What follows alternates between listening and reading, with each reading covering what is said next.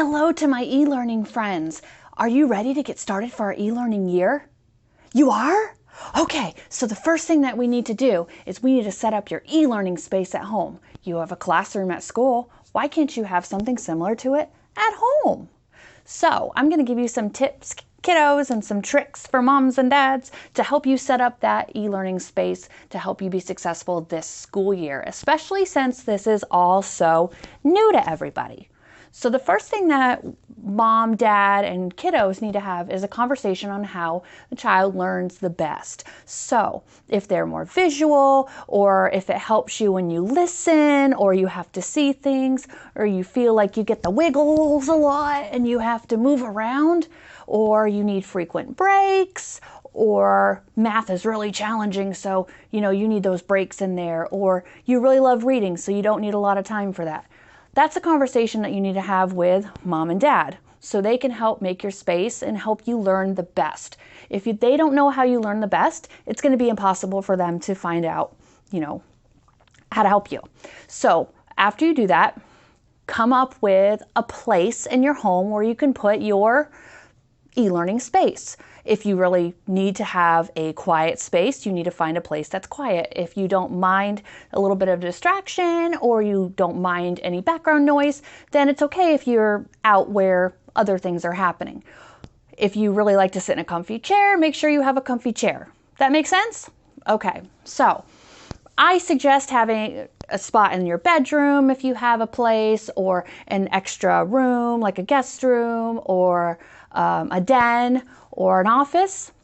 But a lot of people don't have that space in their bedroom. They share a bedroom with their siblings, or they don't have those extra rooms. So they have to find another place. Like my son, he has to have his desk area, which I'll show you the setup at the end of this video, is in our living room. So we just turn off the television so he's not distracted with that. So there's different things that you can do if you don't have that space. In addition, if you don't have a space, you can also use a dining room table, and I'll give you some hints on how to make that work in a little bit. So I would find a desk or a little table or something that you can put in that area so we can have all of our items organized, because my friends are going to have all of their textbooks for math, science, reading, writing. They're going to have notebooks. They're going to have their technology. So you're really going to need to have that space to keep it organized. Otherwise, it's going to go everywhere, and it's not going to be very helpful for you. So you need to have that space. And I will show you, once I go through and show you how my son's is set up, and he's in first grade, but it's about the same for fifth grade. You just have some different notebooks and things like that. But you need to have an organizational system, whether it's trays, like your teacher would have to put trays, to put stuff in to turn in, or those magazine holders, or just buckets, things like that, boxes. You need to have some kind of organizational system, okay? So this desk necessarily doesn't have to be where you sit all the time. My back hurts sometimes if I sit at my desk all the time, so I have to get up, move, go to the couch, and things like that.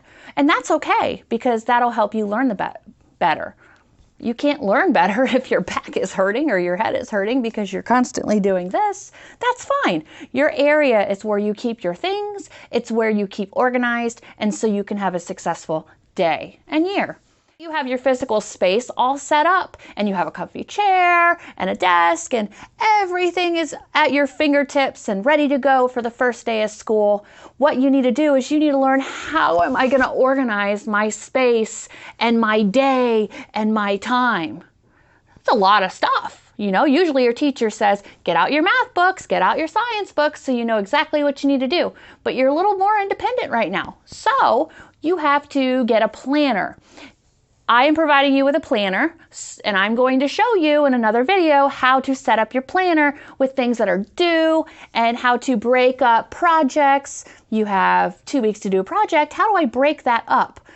Use your planner. It's not just going to be a paperweight. It's going to be something that is more important than ever, especially if you're in e-learning. I use my planner every single day. I had to get one of those fancy ones too, but I love my planner. It's very helpful. I also suggest, and my students are going to get a notebook, a composition notebook for each subject. So that's 4 subjects: math, science, reading, and writing. That's where we're going to put all of our notes, so there's not papers flying around. You don't have stacks of papers and worksheets and all of that. I suggest that you keep those in one area. So my son has some notebooks. It's going to go in a magazine holder, and I'll show you that in a little bit. So keep all of your things organized together in a binder, a folder, or I suggest a notebook. Also, have all of your supplies there. You need scissors, you need glue, you need highlighters, you might need sticky notes, pencils. Keep all of those in cups or maybe a caddy or something like that in the area of your desk. You don't want to run around the house finding a pencil every single time you need one. Make sure that it is stocked and organized and everything goes back in its place. After that, you have to set up your technology. So pause. Two more things I suggest.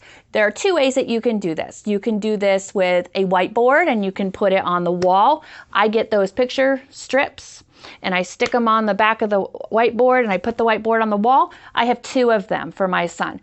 One is all of his sight words. So for 5th grade, you can put your vocab words or your spelling words, and so every time you see it on the wall, it's helping you remember what it is. Also, a to-do list is really important. Yes, you have your planner, but that's the whole week. Look at what you need to do. Okay, it is Monday, August 17th. What do I need to do? I need to do this, this, and this. Write it on your to-do list. Check it off when you're done, erase it when you're done. That will help you visually what you need to get done that day. When I have a checklist and a to-do list, I get more things done because I know exactly what I need to get done and where I've been. If you don't have wall space, a lot of people don't have wall space, get a binder or a folder, probably a folder would be better, and some plastic sheet protectors, and put in some paper, and then you can write your to-do list with an Expo marker, and you can write your words on a paper and slide it in to there. So that would help you. I just like the things on the wall because every time you walk in your area, you see it, right? So that makes the most sense for me. Now, once you have all of your supplies in your area and it's looking great, however else you want to decorate it, it is your learning area. You decorate it. All right. So the next thing that you need to do is set up your technology. Make sure your technology works before school starts. Make sure your internet is connected. Make sure your device turns on and connects to the internet. Make sure you can sign on to your website for your school. We are Schoology. Make sure that you're able to locate that. Make sure your sound works. Okay. And you have headphones. Headphones are important, especially if you have other people in the home. They don't want to hear everything going on. It's easier for you to put it on so you can focus and drown everything else out. Okay. If you're all by yourself in your bedroom, why not? But headphones really help me focus.